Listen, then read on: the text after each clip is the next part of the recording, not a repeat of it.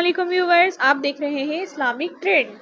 آج کا ہمارا ٹاپک ہے طائف کا دن اور رحمت عالم صلی اللہ علیہ وآلہ وسلم کی دعا۔ نبی کریم صلی اللہ علیہ وآلہ وسلم مکے میں ظلم برداشت کرنے کے بعد طائف گئے تاکہ وہاں کے لوگ اسلام کی بات سنیں، مگر وہاں کے سرداروں نے آپ صلی اللہ علیہ وآلہ وسلم کی بات سننے کے بجائے شہر کے اوباش لڑکوں کو آپ کے پیچھے لگا دیا۔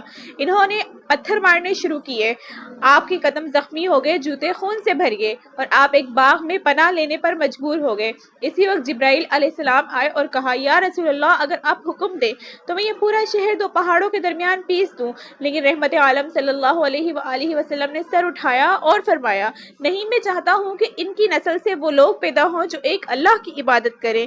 ظلم سہ کر بھی انتقام نہیں بلکہ ہدایت کی دعا کی۔ طاقت انتقام نہیں، طاقت معافی ہے، اور سب سے بڑی رحمت وہ ہے جو دشمن کے لیے بھی بھلائی چاہے۔ بے شک۔ ملتے ہیں نیکسٹ ویڈیو میں، تب تک کے لیے اللہ حافظ۔